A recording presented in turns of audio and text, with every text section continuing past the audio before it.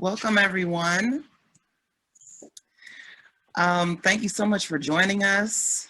Um, just a quick note before I begin, if you could all mute yourselves so that we can make sure that everyone that's speaking can be heard, that would be great. I'm so excited to be able to welcome you to our first installment of Creative Direction.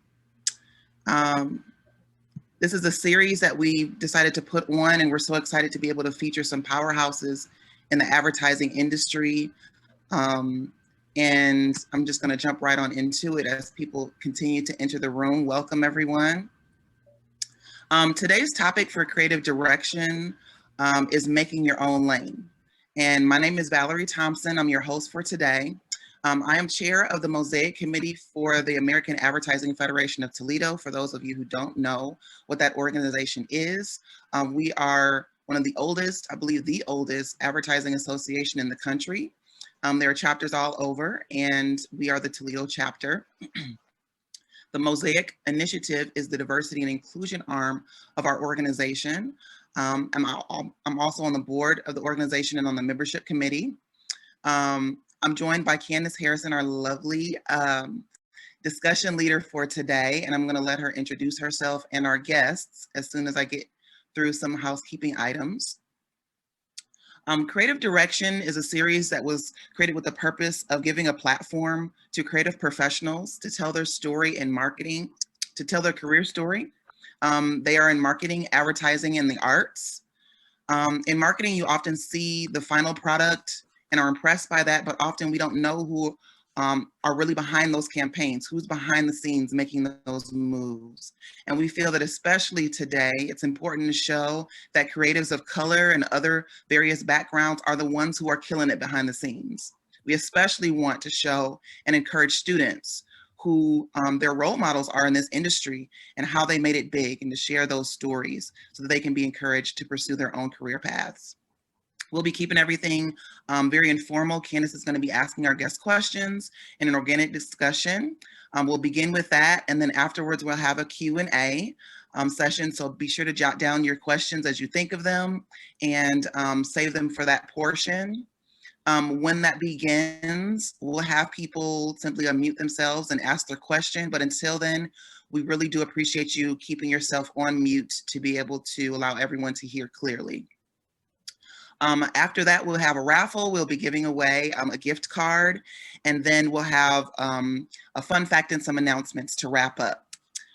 So with that being said, without further ado, I'm going to hand it over to Candace Harrison. Take it away, Candace. Good morning, everyone. I would first like to thank all of our guests for joining us today, and definitely thank our speakers for being here today. We have one speaker who is on the West Coast, so actually it is 6:35 for him today.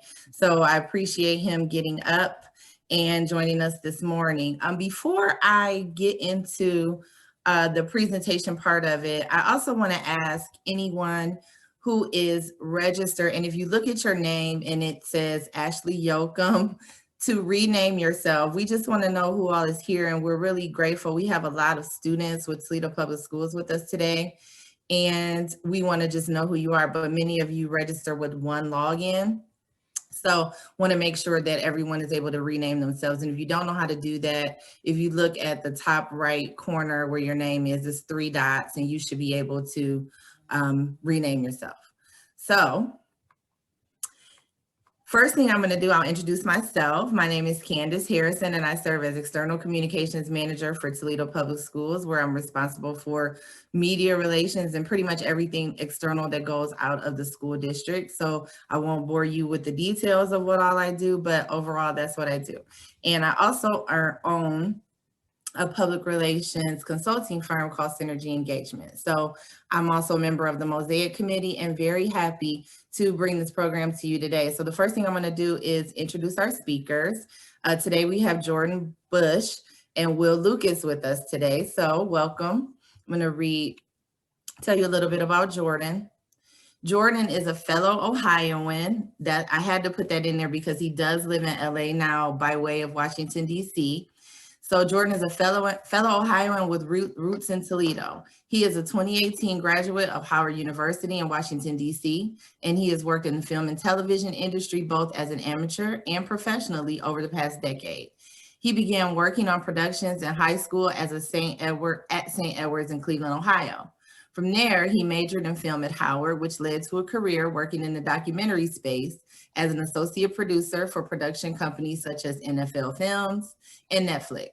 Some of the titles that he has contributed to includes Last Chance U, Season 5, 30 for 30, Dion's Double Play, and Last Chance U, the episode called Basketball. Jordan currently resides in Los Angeles, California. So welcome to Jordan. And our next speaker is a local person to Toledo.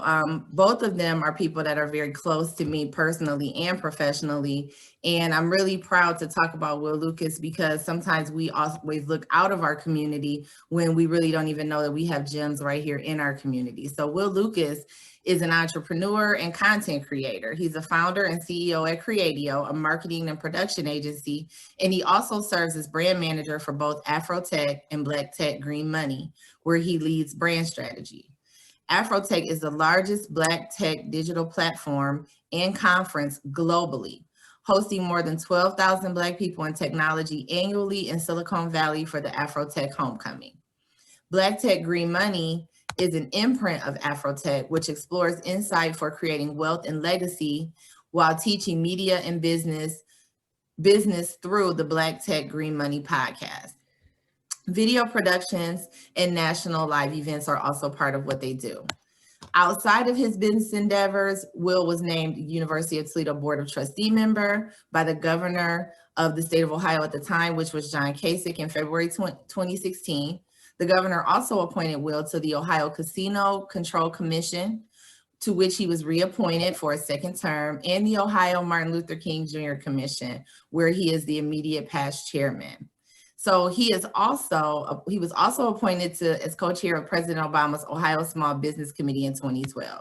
He is a songwriter, which is something that I learned through his bio, because I didn't know that myself, and is a co-writer on the track How About It, found on the second studio album of R&B artist Bobby Valentino.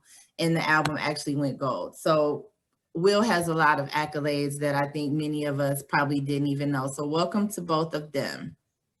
And just checking, nobody, okay, anybody want to rename themselves? If not, we're going to just go ahead and move forward.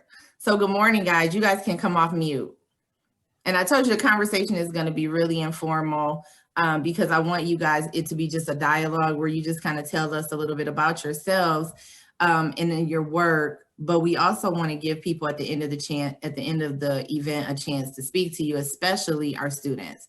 And we have a lot of people from various industries online here. We have some people from marketing, we have students, we have advertisers, we have digital content creators. So we just want them to get a chance to learn a little bit about you. So with that, I'm going to give the first question to Jordan.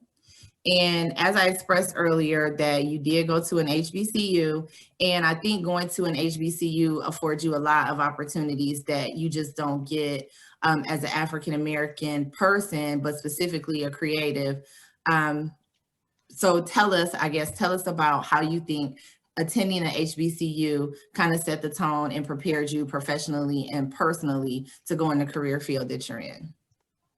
Well, first and foremost, just from a standpoint of like opportunities, can everybody hear me well? From a standpoint of opportunities, a lot of people, a lot of companies, a lot of people recruit at HBCUs, so I think that provides you with just more opportunities from this standpoint. Additionally, I would say that like it's, you know, when you go to a place that has a lot of alumni, and you know there's a large amount of people that went on to do really cool things that came before you, kind of provides you with like a sense of reassurance or confidence in yourself. And I think that's something that I really gained at an HBCU personally in my experience. And then also, when you go to an HBCU, it's kind of like, I feel like it's like you're joining like a network of people. You know, your university is about your network of people. and that group of people tends to take care of each other. And if you look at a lot of like top companies or just people that are doing really well, a lot of people, at least undergrad, went to HBCUs. And so that's been my experience with going to an HBCU. Something I would also like to say as a creative, have you ever been to an HBCU or you've been to an HBCU campus? Everybody's selling something. So I think you kind of learn how to be a bit entrepreneurial at HBCU. You kind of learn how to go get it for yourself at HBCU. And I think that's one of the things that I really gain from is that if you want to do something, you just gotta go do it yourself. Because you learn a lot about having to make things happen for yourself at HBCUs. I didn't sell donuts. You just do what you got to do to get the job done. And there may be, I'm assuming that everyone on here knows what a HBCU is, but if you do not, HBCU stands for Historically Black College and University. And as I shared earlier, Jordan is a graduate of Howard University. And in fact, a fun fact about Jordan's graduation, he actually graduated and the keynote speaker was the famous speech given by the late Chadwick Boseman at his graduation. So that's a memory that he'll be able to keep with him forever. So Will, your path was a little different. And like I said, I learned a lot about you just reading your bio. I didn't know that you were a songwriter. I knew that you had a background in music, and I didn't really realize that you had, had some involvement in something that went gold. So that's pretty cool. So tell me a little bit about how you created your own path to get, like how Creatio came to be as it is now. Yeah, so Creatio, so I have a background in radio. So I figured when I was growing up, I wanted to be in the music business. I always knew I was going to be an entrepreneur. I just thought I was going to be in the music industry. And so when I was in high school, I met Charlie Mack, who was at the time the program director of 107.3 at a Teen Summit, the Juice, the radio station. And I went up to him, I said, hey, my name is Will Lucas, I want to be in the music business. And he said, well, the best thing I can tell you to do is find like an internship at a studio or something like that. And there was, again, I was in high school at this Teen Summit, so there was a line of students waiting to talk to him. And so he's like, just come out to the radio station. We have more time to talk. So the radio station at the time was way out in Swanton. So I drove out to Swanton the next day, and he gave me this like musician's friend catalog, which is like a catalog of like instruments and stuff, which like stuff I couldn't afford to buy. But he gave me this catalog and said, again, like the best thing I can tell you to do is find an internship somewhere. As a matter of fact, we need an intern here. And so my internship started that day at the Juice. 3 days into my internship, he put me on the air with him during the 5 o'clock traffic jam. He was doing the 3 to 8 drive time shift. So he put me on the air with him during the 5 o'clock traffic jam, and I was on with him every day after that, from 5 to 8 o'clock to finish his shift. 6 months after that, they gave me my own Saturday night show. So I was 18, doing Saturday night in Toledo, had the #1 show in the city. And just for context, like the 2 big stations here, like K100 and KISS, have like 100,000 watts, and the Juice has like 3,000 watts. And I was beating those guys on Saturday nights. 6 months after that, right before I turned 19, he went to the morning show, and I got his drive time show. So I was still 18, doing drive time radio. And I was #1, 12 or 24, which is a lot harder to beat KISS during the week, but I was beating them at least 12 to 24 for young people at the time. But again, I always wanted to be in the music business, and I just happened to be relatively decent at radio. So about 1.5 years, 2 years in, I moved to Atlanta. And was living with some guys, some of you guys. I know Candace, you do know Jason Rome, but I was living with Jason Rome, who's a music producer and engineer, and he was working out of a studio down in Atlanta. And this all ties back into Creatio. It's just kind of a maze to get there. But I was living with him, and he was working out in a studio called Doppler in Stankonia. So he took me to Stankonia. Stankonia is historically Bobby Brown's studio, but it's present day Outkast studio. And so took me to the studio, and it just so happens, this is like the early 2000s, and it just so happens like there's another studio behind it that Whitney Houston was recording at the time. And so Bobby's hanging out in the parking lot and comes into his old studio, which is previously called Bosstown. And he comes into the studio and it's like, trying to get his music career going back again. And so Jason, who I was living with, starts playing up some records. I go into the corner of the room, being 2 weeks into Atlanta, and start writing to the song that Jason's playing the instrumental for. And so Bobby walks over to me and he says, "What did you write?" And so I was saying to him what I just wrote. He took the paper and went into the booth and sang the song I just wrote. And I'm like 2 weeks into Atlanta. I'm like, anything is possible. So like my whole world is blown at this point. Like so anything. like anything is possible. And so long story short, my whole Atlanta trip is a whole experience, but I would come back to Toledo from time to time while I was living in Atlanta. And having had a few years of radio experience, I was walking in VIP clothing store, which is, some of you guys will know, used to be at Swainfield. I remember. And they had FM radio playing over their sound system. And so inevitably the commercials come on over their sound system, and one of their competitors, another clothing store, came in over their sound system. And I'm like, this don't make a lot of sense. Like how are they playing another clothing store inside their store? And I'm like, they need their own radio station that just talks about them. And so this light bulb was off, like, I could build that. I just did all these years of radio, like I could build that. And so I built it. I went told a mentor of mine who owned 6 McDonald's restaurants at the time, told him the idea, and his eyes got big and was just like, do it. And so he introduced me to the Midwest marketing director for McDonald's, which helped me get my first customer. I'm like condensing a really long story here, but how Creatio came to be what it is today. Again, we just started doing live stream radio for brands. But as most of the people on this call would know, is like, if you're reasonably good at one thing and you find clients, like they will ask you, can you do these other things too?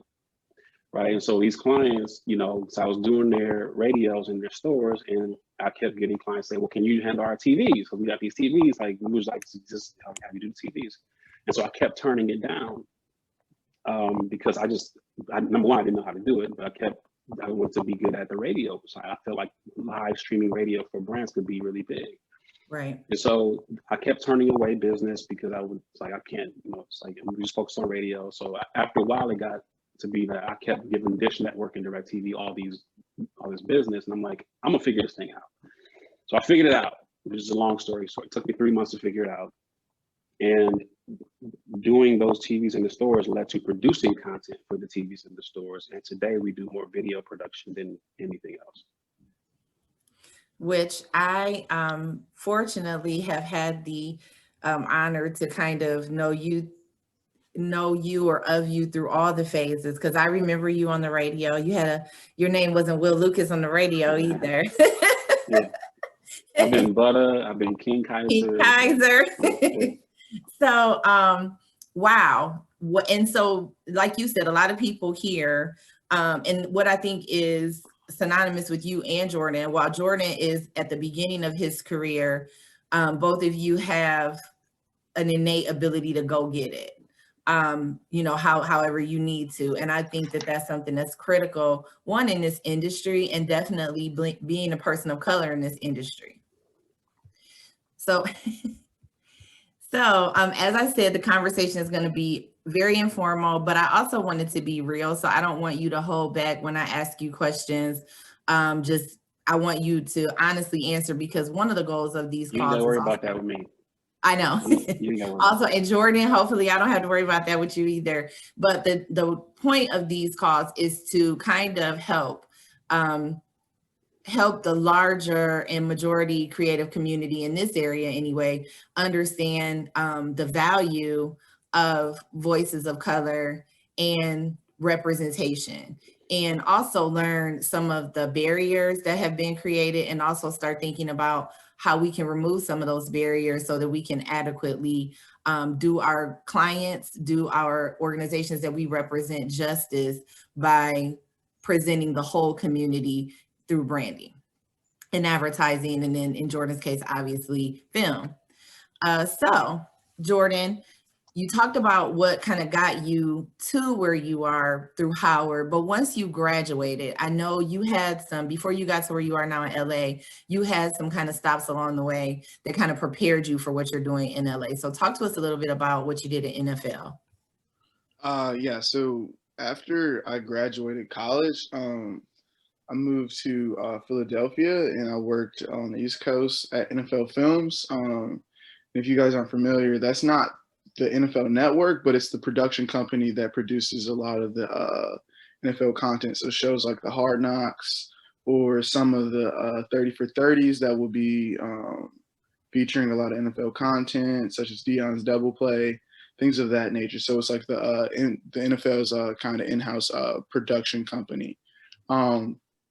So when I moved out there, I worked for a season there, which was about 8 months, pretty much the entire run of the football season. So from training camp to through just a bit past the Super Bowl. And I was learning I started learning how to edit on Avid, which is like the standard software for editing within the industry. And I also started learning how to like produce my own segments and stuff like that. So for me, it was like a really like good training ground because I got to learn a lot of things, and I got to cut my teeth on some like real things. Like I was able to do some really cool things at like a young age. Like I was, 22 editing on like shows that came on like Stars and stuff like that. And I was, really young getting credits on like Hard Knocks and HBO shows and 30 for 30s and things of that nature. And it was really intense. We worked a lot of hours, but it was really fun.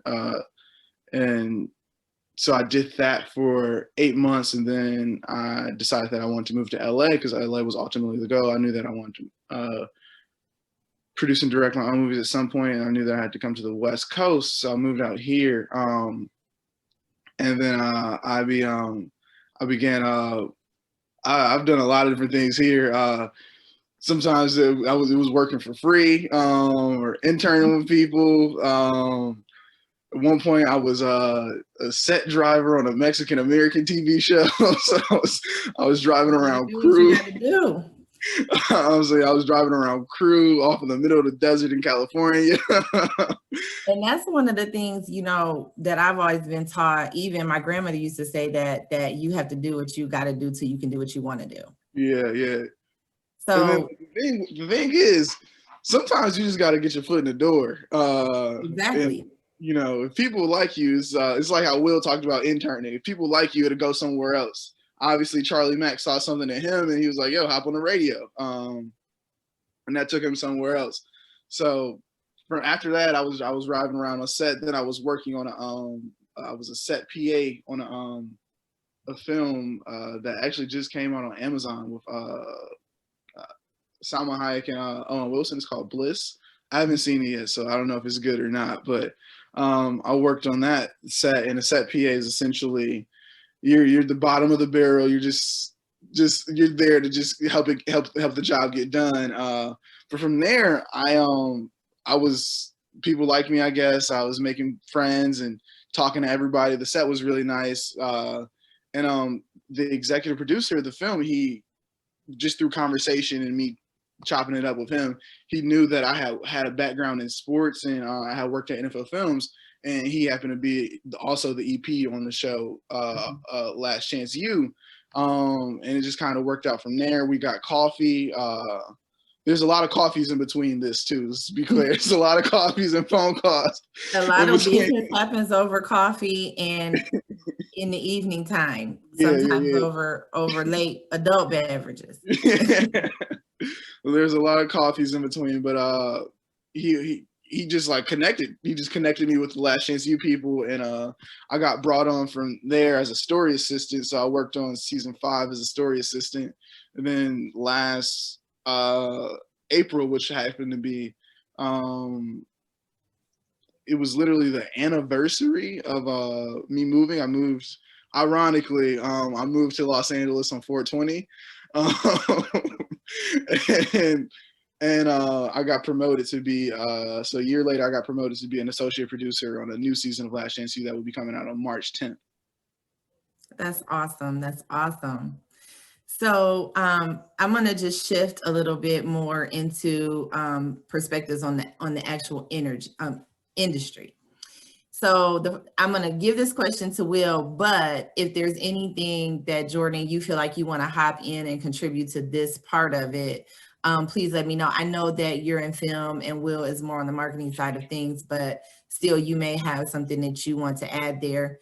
So Will, when you decided to take on marketing as a career, because obviously your initial trajectory was different, and especially as an entrepreneur, how did it land on being a leader in our area in multicultural marketing? So if anybody knows me or talks to me long enough, you find out real quick, like I'm interested in scale. So like some people, you know, get interested about different parts of business. I'm interested in how do you do one thing and multiply it, or how do you find the most efficient way to get to an end result? So I'm interested in how things scale. And for me, like I've always found like the best way to scale something is to find your unique value proposition. Like what is it that you have an unfair advantage of over other people, you know, around. So when I look at the landscape of firms in the region, you know, none of them are led by people that look like me. And so I'm like, let me back up. So like I fundamentally believe at my core that like Black culture leads all global culture. So if you think about fashion, if you think about food, if you think about sports, if you think about dance, if you think about like all these things are led fundamentally by Black culture.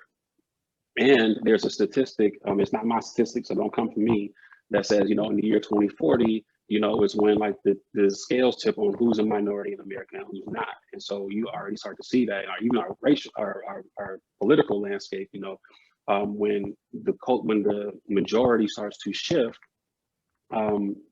there's an opportunity there. And so I decided to lean in on what was my unique value proposition. So I'm like, you know, I may not be able to compete with other agencies or, you know, gain share with respect to some things, but I am Black culture. I am it. And so I'm like, well, let me lean in on that. And so I wanted to build, and what I'm building is the most diverse and culturally relevant agency in the region. And that's my goal.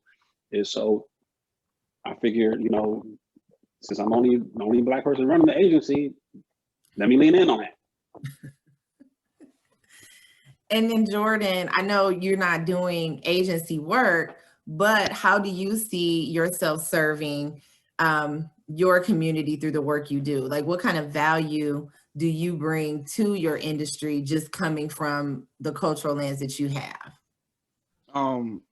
One, there's just not many people that look like me in my position. So naturally, I mean, innately, all of our perspectives are different, but mine's is vastly different than someone else in my shoes, from a age standpoint and from a culture standpoint, and then sometimes from a gender standpoint. So that's what I think that I bring to the table in regards to me being different, but also think that I want to change like the accessibility to my particular industry as well. Especially for people like me, you know, someone that's from Ohio and doesn't particularly have the most connections to the Hollywood industry, because you can't really get into that industry anywhere else but here. Unfortunately.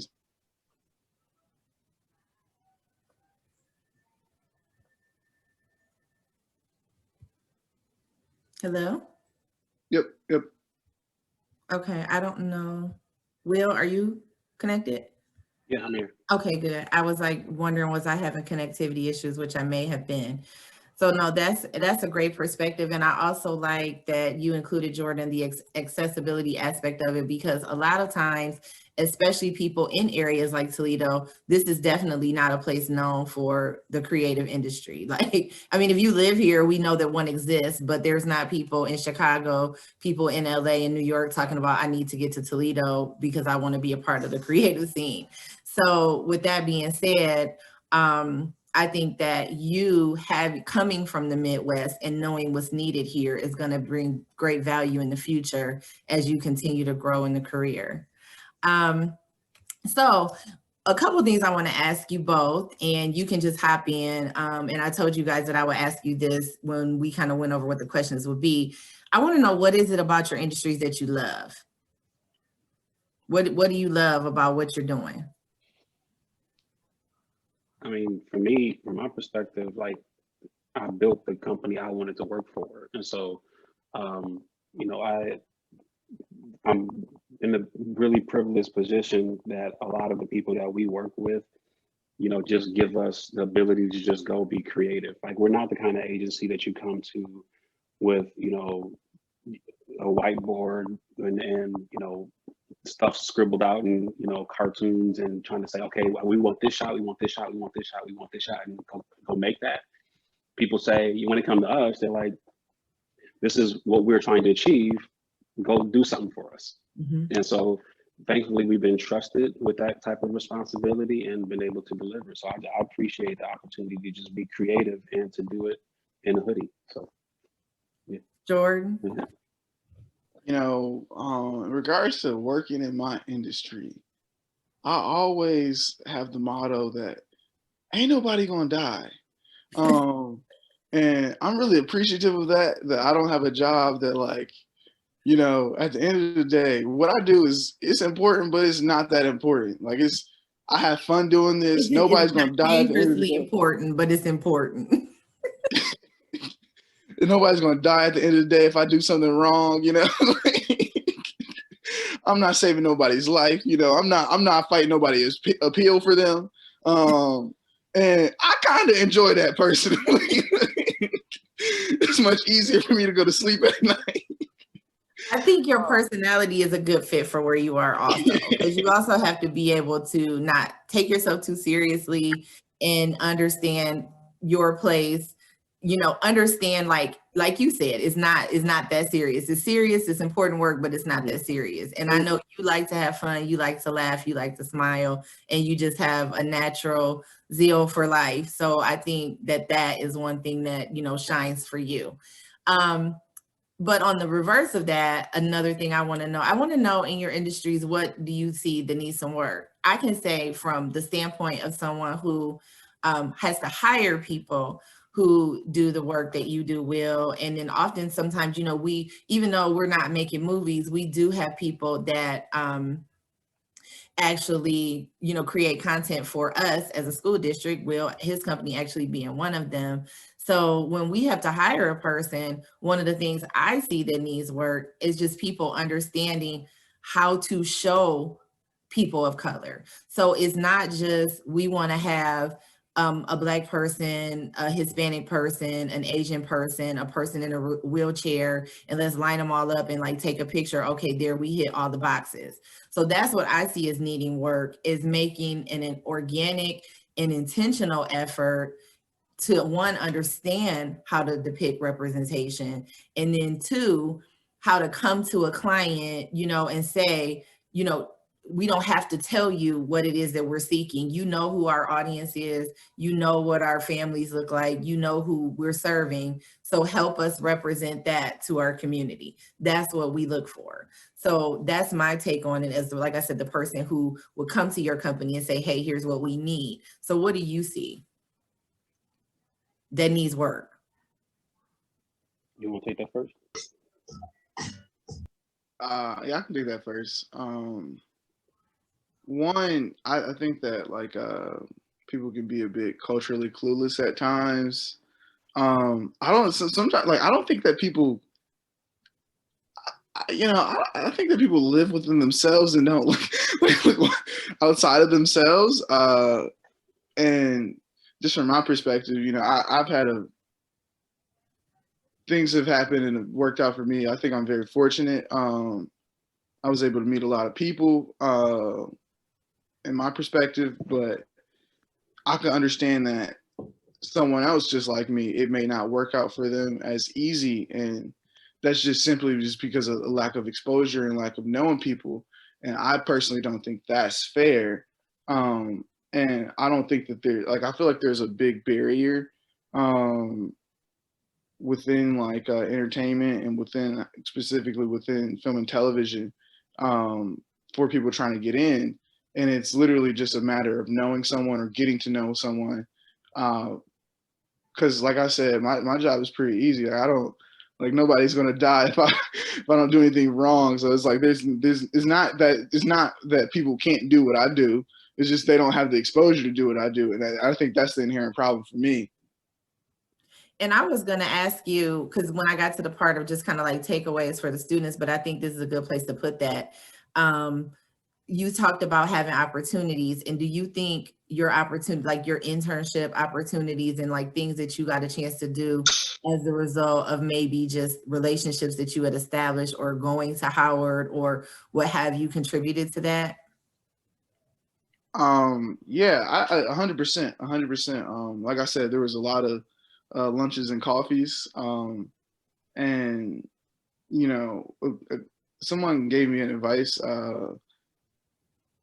It was my cousin actually. She told me that coffee with anyone in the industry at any capacity is worth your time. Like it might not be exactly what you're trying to do, but they may know someone to know someone. What I've always learned is that it's probably not the person that you think is going to help you, but they might know someone that can help you.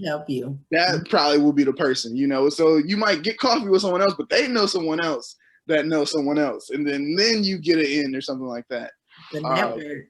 But yeah, it's, you know, me going to Howard definitely did play a part. Like graduating college, I only applied to one job because I was thinking I didn't particularly know exactly what I wanted to do. I didn't really want to work for a corporation like that unless it made sense. Otherwise, I was probably just going to move to California and start set PAing. But I applied to the only job I applied for was at NFL Films, and they came to recruit at Howard because they wanted to reach out to Black people.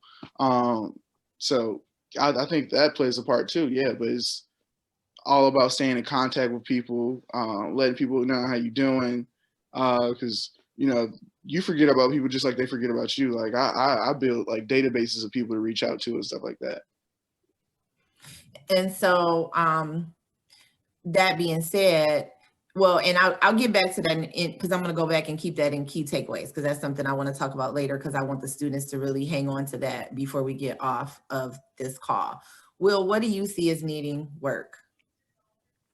Yeah, I mean, I think that was a really good point. I think, I'm not sure if it's an industry issue or the client issue, because I feel like, and this is at the risk of like howling at the moon, but I think, you know, people need to respect the value that creatives bring, you know, and that you have to pay for that. And that this is not just somebody to come take your picture, and that this is not just somebody to come, you know, and turn on a video camera, or somebody to just go do a social media post for you. And so, like, if it wasn't important, then you probably wouldn't have done it. You wouldn't have engaged them. It's obviously important to your brand.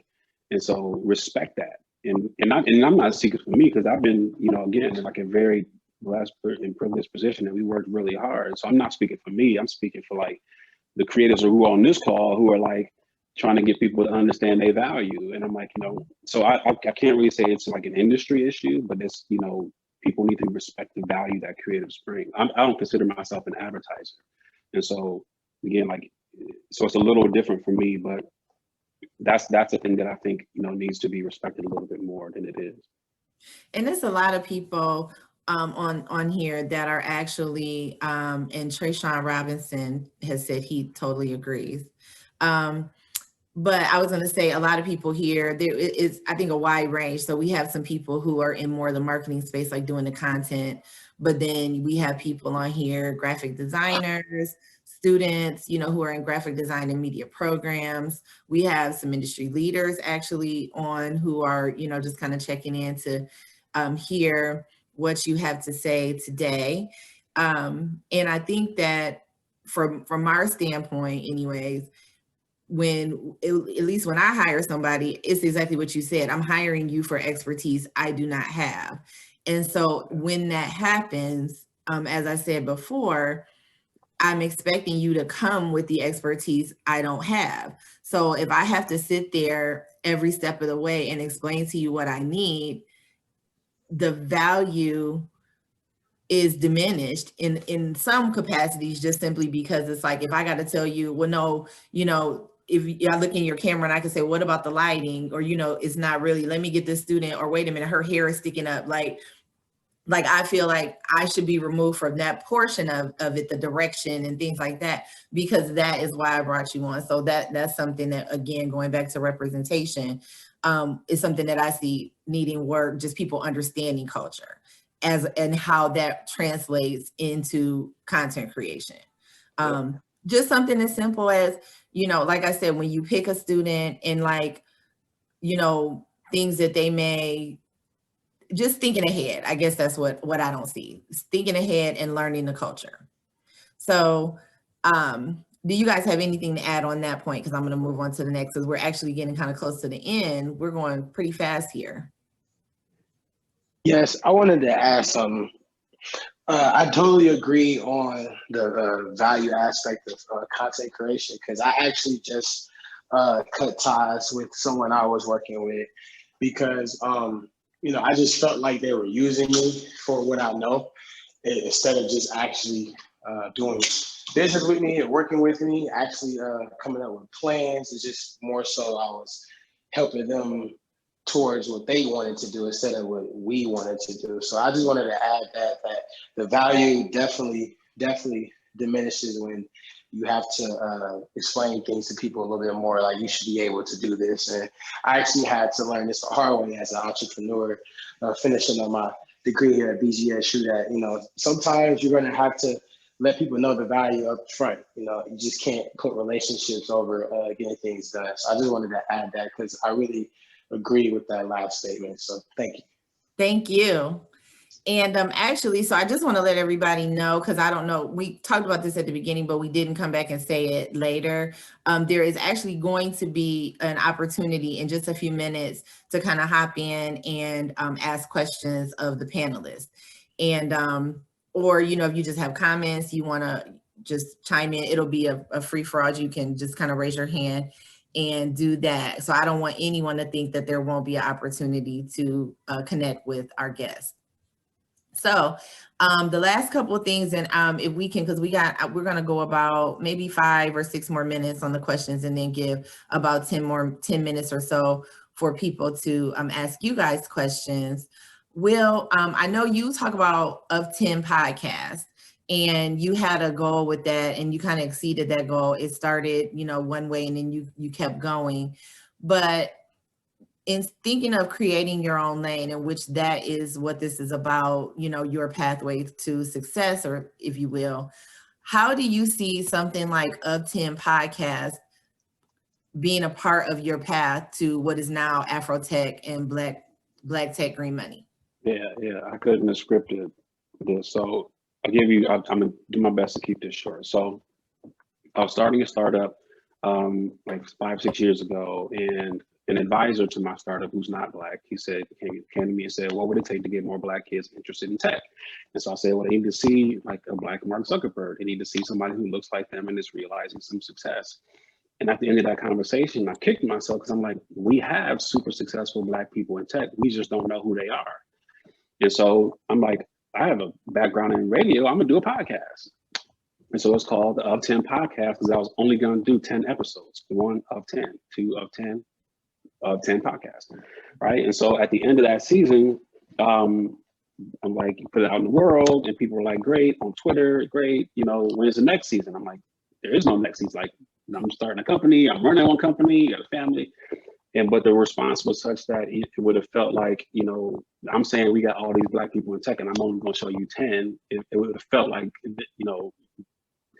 did not equal to the plight. So 5 seasons in, but actually what's crazy about Afrotech and how this connects to Afrotech is at the end of that first season, I heard about this thing called Afrotech, because it was the first year that it happened. And I realized like everybody that I had interviewed on my podcast was on the stage at Afrotech. And I'm like, how did I not know that this conference was happening in San Francisco? And so I'm like, I'm never gonna miss another Afrotech. And so I went the next year, and it like changed my life, because I'm like, then it was like 2,000, 3,000 Black people in San Francisco, where we ain't in San Francisco. And Jordan would know that. Like we ain't in San Francisco like that. And so I'm like, the airport had to be like security. So I'm like, why is all these Black people showing up in there? But anyway, and so all these Black people in tech in San Francisco at one time, and I'm like, this is the most amazing thing I've ever seen. you know, I would imagine it felt like being on the HBCU campus, like all these Black people trying to do this tech thing. And so I vlogged every day of the conference. And so it's still up on my YouTube. I was just telling somebody about this the other day. It's still up. So if you want to see like my first Afrotech, it's still on my YouTube now. So if you go to YouTube and search Will Lucas Afrotech, you'll see it. And so at the end of the day on Thursday, I edited all the video and I put it on YouTube that night. So everybody on Friday, like, yo, I saw your video from yesterday. Like, how'd you do it that fast? And I vlogged all day Friday, edited that night, put it on YouTube. And they Saturday, like, yo, like, so I built a name for myself in this Afrotech community. The next year, I had taken my wife with me and I'm like, you know, you got to see this thing. And like, it's the most incredible thing I've ever seen. And so she's like, at the end of the conference, she was like, it's fantastic, it's dope, all the things, but you shouldn't be coming back if you ain't on stage. And I'm like, oh, okay. I'm like, all right, challenge accepted. And so I'm like, I don't know how I'm gonna get on this stage, but I'm gonna figure out, you know, so I put on my vision board, I put Afrotech on my vision board. So I looked at it every day. And right around the time that I got, that the speaker nominations were opening, I get an email. I remember exactly where I was at. I was driving on Central right in front of Walmart over by Balance and stuff. Driving down there and I get this email from this girl named Marissa who works at Blavity, which owns Afrotech. And she's like, hey, you know, I was talking to Morgan, who's the CEO of Blavity, and we're thinking about going in a new direction for Afrotech. And Morgan said, we should talk to you. And I'm like, oh, okay. So I went from wanting to be just getting on the stage, not believing not knowing how I can get on stage, to being asked to run the entire brand. So today I run Afrotech. From Toledo. From Toledo. And people don't know about us, but we are here. We are here. And that's why I said, people, this is not an aspirational place for people who want to be in the creative community, but we exist and we're doing a lot of content creation right out of here.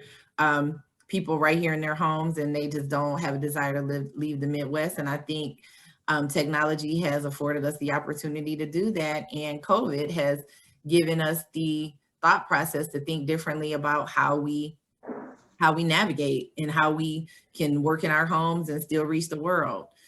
Jordan, so your pathway was a little bit different because you knew what you wanted to do. You went to college, you majored in a certain thing, you did everything you needed to do at the collegiate level. Tell me how you feel like you're creating your own lane. How do I feel like I'm creating my own or lane? path? It's a great question. Or maybe let me ask it differently. So your lane, you're still in the midst of it, right? And so all of the experiences that you've had to this point have kind of helped you on your pathway. So what do you see next for you as part of your journey? Well, one, I've worked a lot in docs, specifically in sports docs, but I do want to make the transition to scripted content. What I see next is, right now I'm actually in pre-production, well, not pre-production, in production of a web series of my own. And that's what's next for me, is making my own content, making my own stuff. And remember Jordan Bush, so when you start seeing his scripted content, you can support it. Yeah. So yeah, we'll be me and my folks, we'll be making a web series this year, and we'll be making a feature film pretty soon. Okay. So last couple things, I'm going to do key takeaways from both of you, and then we're going to do a fast five and then ask questions. So Jordan, I'll start with you.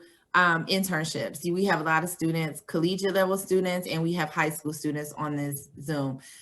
Could you please share the value of internships and shadowing and just any opportunity you can to connect with people in the industry you want to work in? Please tell me the importance. Man, if you don't go get you an internship, just go get you an internship.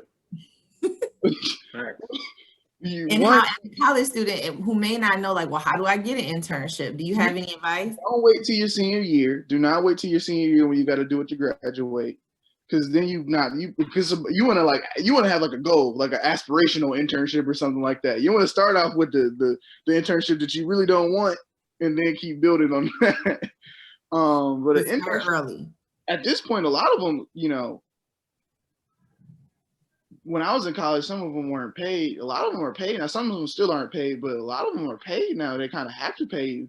So you know, what else are you doing at college? It's better than working at, you know, you getting your actual field experience. You know, what are you working at the mall or something? But you're getting actual real world experience, and you're getting paid to do that. So it's like you're actually already a professional at that point.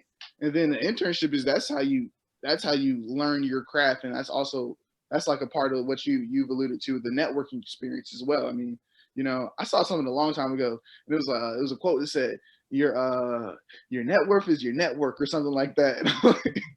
And I think there's some validity in that. And the people that I've gotten internships with in the past are people that have helped me get jobs in the future, or at least someone that I could talk to about how to do something else. We had, so our next, actually a person who will be speaking at our next Coffee with Creatives, Lewis Williams, Chief Creative Officer at Burrell Communications, the largest Black agency in the country, actually joined us today. I was really excited to see that he popped in and hear what we had going today. So I really appreciate him being here. And I don't think anyone understands better than what we're talking about than him on here. And Frenchie here has just said, your network is your net worth. So key takeaway. So thank you for that, Jordan. And Will, key takeaway for you?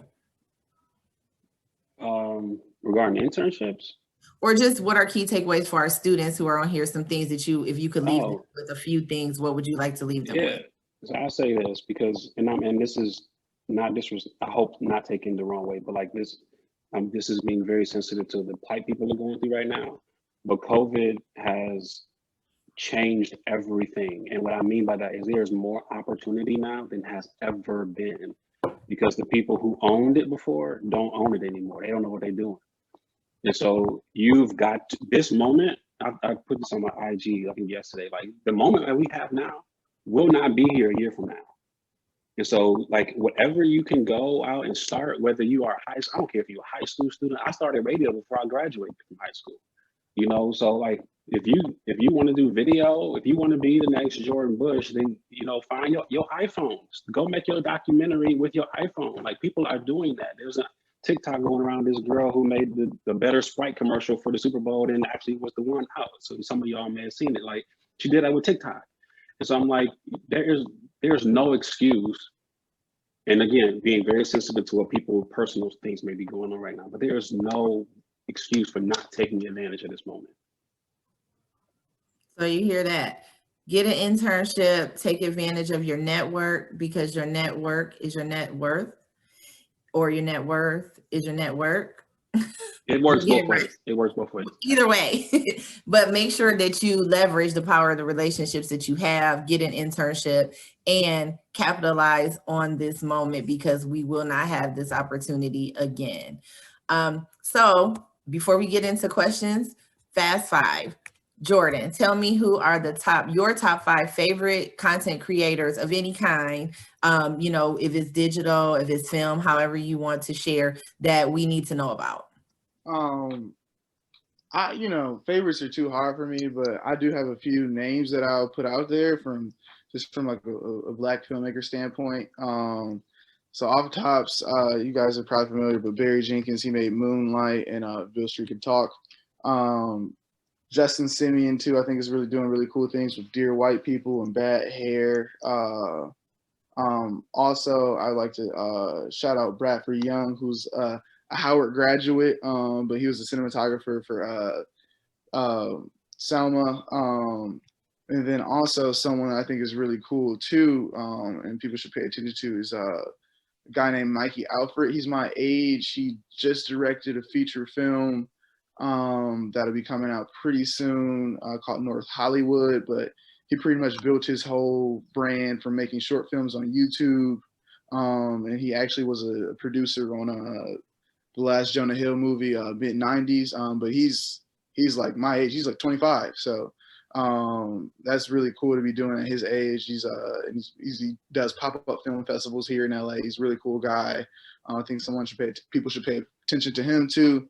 And then also another Howard grad, Chukwanzo Durike, black female filmmaker, African American. My friends are actually going to go work on her film in April, so she'll have her first feature coming out soon. One of my friends is actually the cinematographer for it too, so I'm really excited about that. Thank you, Jordan. So I hope everybody was taking notes on those ones to watch in the film industry. Will, top 5 we should know about? I'm a big fan of Jason Maiden, who was a Jordan designer. He actually was a black dude. He designed like the dad Jordan. I'm not the dad Nikes. The you guys know what I'm talking about. But like the Nikes that every dad has. Yeah. The Monarchs. Yeah, I couldn't think of the Monarchs. It's like he designed those.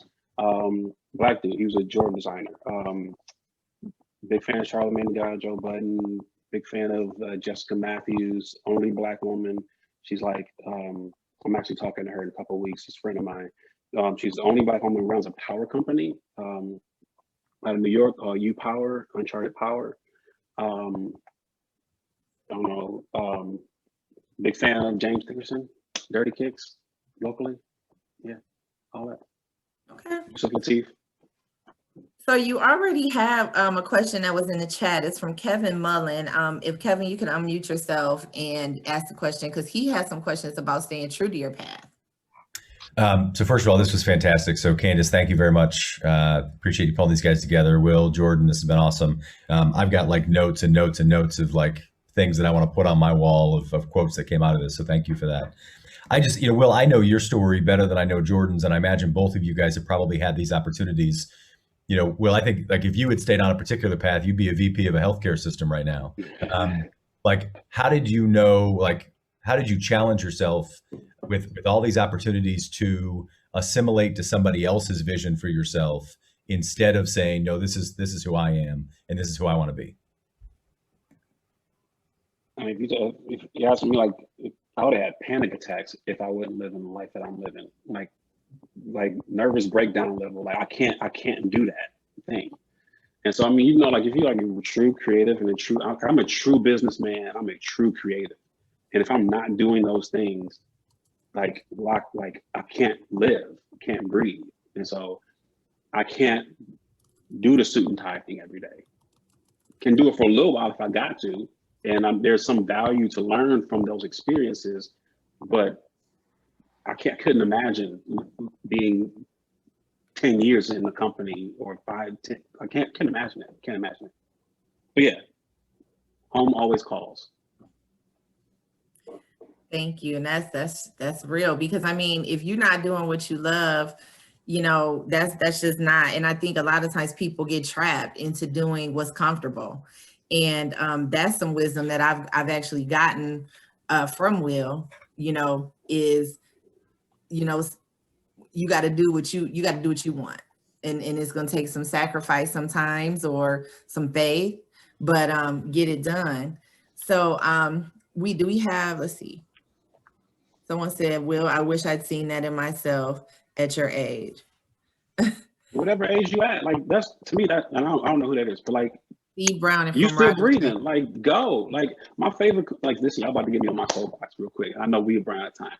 Like listen, Candace knows, like it's, I don't care if you're 66, you still breathing, bro. And so listen, my favorite question to ask anybody is, what do you really want to do? And if you ain't doing what you really want to do, why not? You obviously, like if you're 66, there's something about your life experiences that have brought you to this talk today. And this is your moment to decide whether you're going to continue doing what you don't want to do or you're going to do what you do want to do in the years you got left. So the biggest thing people do on their deathbed is have regret about what y'all about to get me. See, I'm going to pass the church bucket around in a second because y'all about to get me on my thing. An offering. We had to put Cash App in here. Yes, Cash App, Will Lucas. Yes, $sign Will Lucas. I'm kidding. Yeah. But seriously, no, that's real. And I think people need to hear that, because, we do get bound by our fears. and we are scared to jump out because we don't know what people are going to say about us or how people are going to respond to it or what people are going to think. And those kinds of thought processes will prevent you from really achieving what it is you want to do. And Steve Brown Got said one life. one You got life. one And life. Steve said he is doing what he loves now, but it was too many years wasted. Do we have any students here with us today, which we're really happy you're here, that have any questions before we run all the way out of time? Because we definitely want to be a resource for you because you're the next generation of leaders. Really, you're the current generation because we're learning a lot from you. And so if you have any questions that you'd like to ask, let us know. You can either just raise your hand or you can unmute yourself and ask the question because we're kind of at the end now, so we can kind of just do how we want to do now. Trayshawn Robinson says, what do you have to say about athletes? Okay, one question, and Trayshawn, I'm going to ask your question, and then I'm going to ask the second question here. The first question is, what do you say about athletes who still have a chance?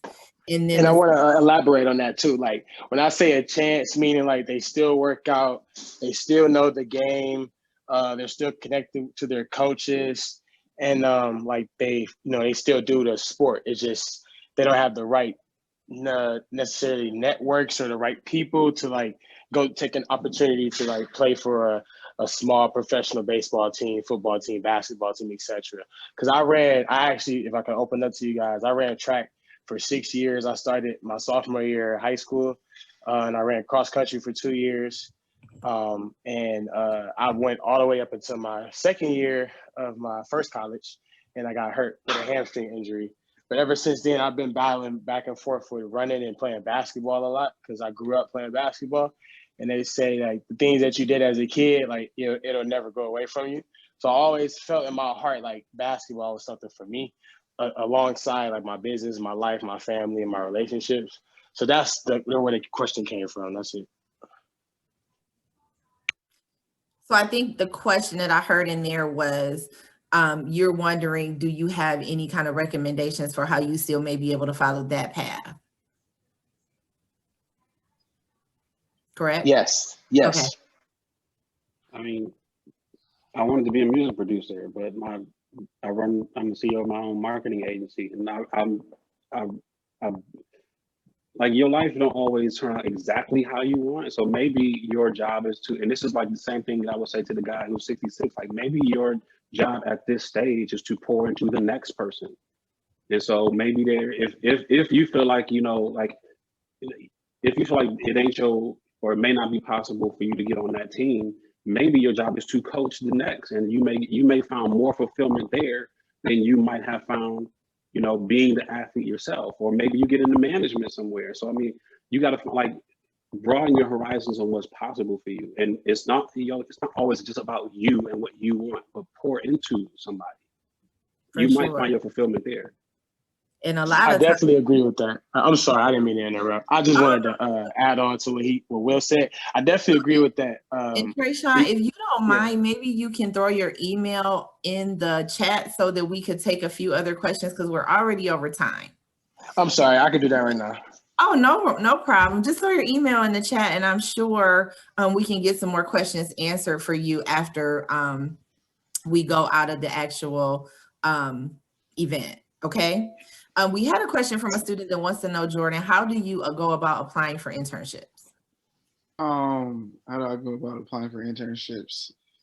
And it says sports. Okay, how do you go about applying for internships? Sports marketing, broadcasting, and promotion are very big fields.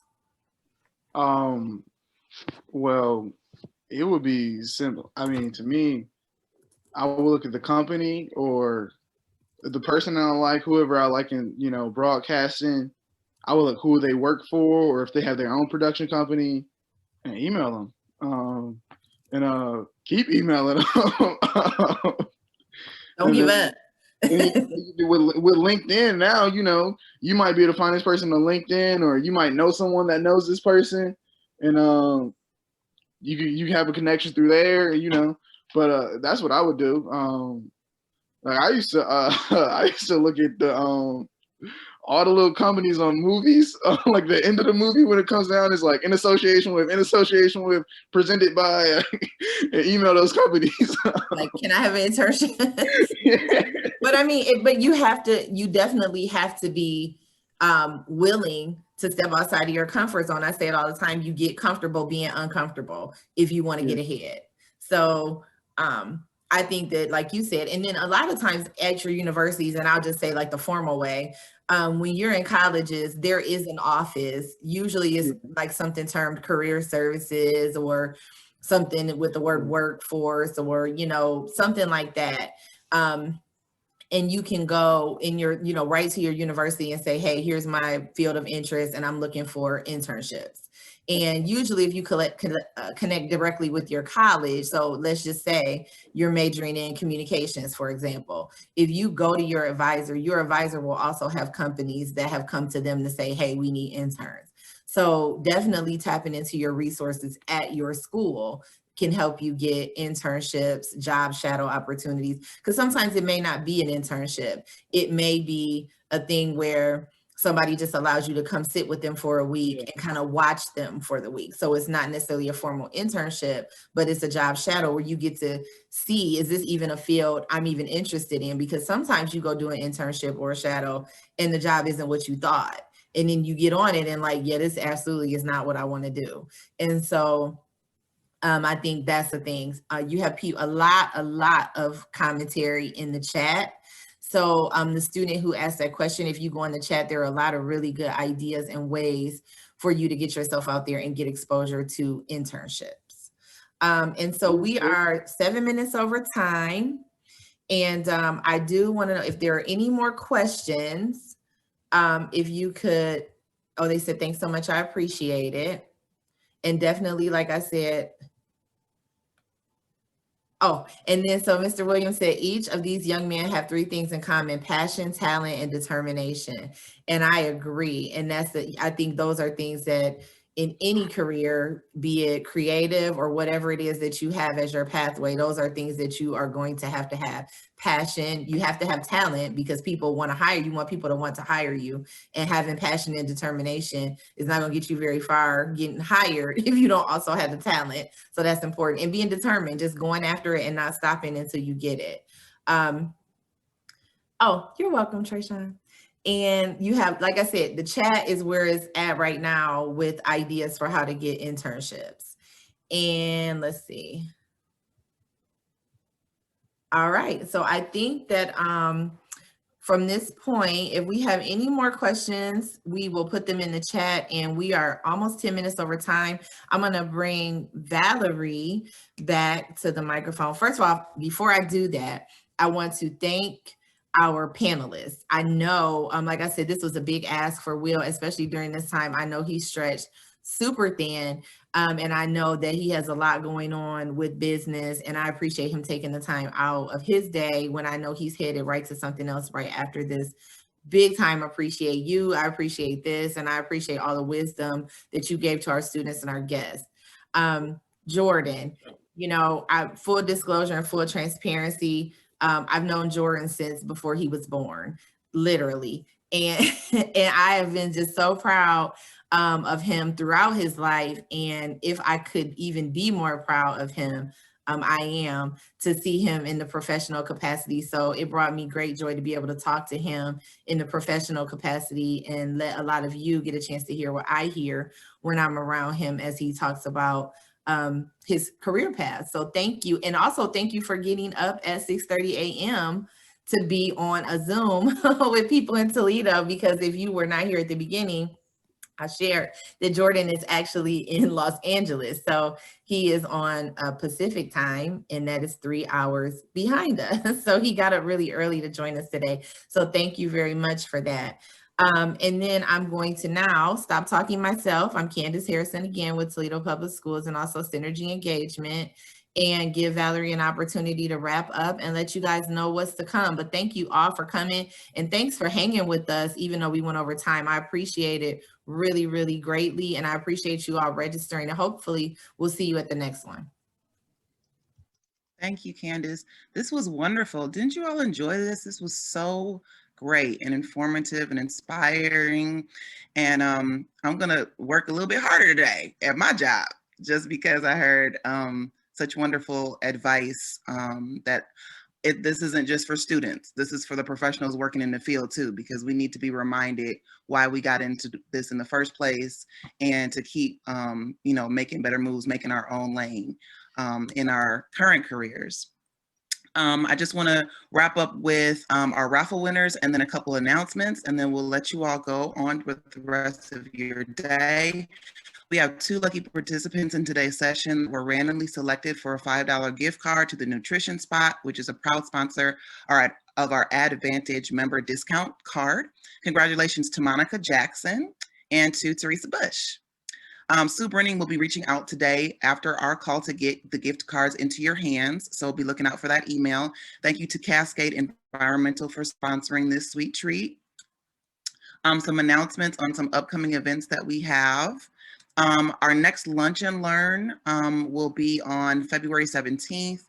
It's called Mixing Business and Pleasure to Build an Audience. Now, this actually has closed for registration, but it's going to be a really nice event. We will be posting the recording of it on our website.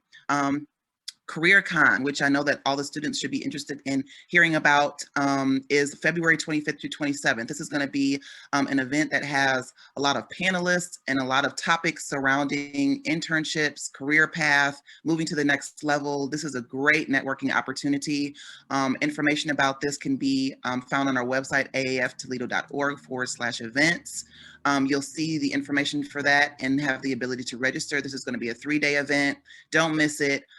It's going to be very informative and lucrative for you. Our next Creative Direction episode is going to be March 10th with Lewis Williams, who joined us on our call today. We are so super excited to hear from him. As he said before in the chat, he is the Chief Creative Officer of the largest Black agency in the country. They have paved ways and roads and done so much influential and important work and continue to do so. So that's going to be a great discussion coming up in March. So mark your calendars, March 10th at 9:30 a.m. Registration will be located on that same events page, and I'll post that in the chat as well.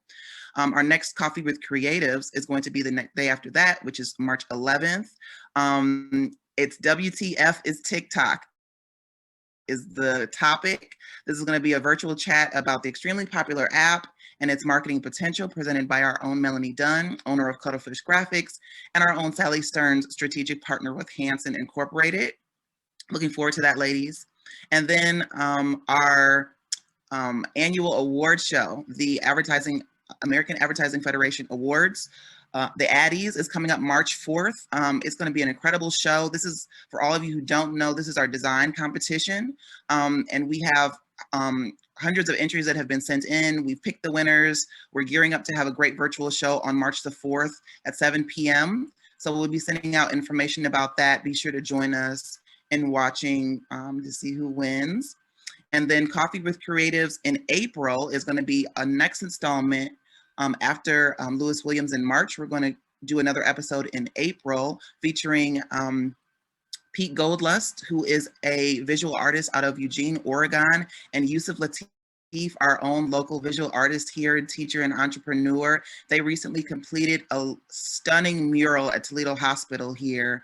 If you ever get a chance to go into the New Generations Tower, the underground parking entrance and the stairwells feature this beautiful mural that they both participated in. And we're so excited to be able to have them come and talk about it. And for those students on the call who are interested in public art as a career path, they will be discussing their road in that part of the industry. So be sure to join us for that. We will continue the gift card raffle on each Coffee with Creative, so be sure to register and join the conversation. And for all of our other events, again, aaftoledo.org/events is where you can find information about everything. You can also find information about our events on Facebook and LinkedIn. And there was one other person that put in the chat information about a career event that's going on at BG. Bowling Green State University will hold its Media Career Week, March 29th through April 2nd, and they're celebrating their 10th anniversary. Alumni and media employers will share their experience and career advice to students. If you're interested in attending, there was a Louisa Ha that was on the call, but I'm sure on BG's website, they also have information about the event as well. So that's it. I want to thank everyone for joining us. Any last words, Candace?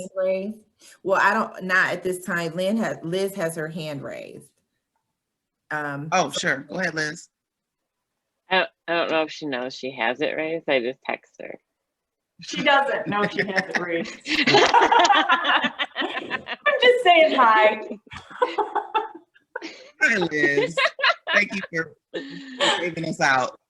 So. If anyone has any other announcements to give, feel free to give them now. No, and thank you everybody for coming. Have a wonderful time, and we hope to see you. We had a wonderful time, and we hope to see you guys next time. And just keep up with AAF Toledo's page. There's always some wonderful events, especially through the Mosaic Committee, like this event and those to come. So we'll see you all again soon. Great job, Candace and Bye, have a great Valerie. rest of Thank you, Thank Jordan. you. Thank you all. Have a good one.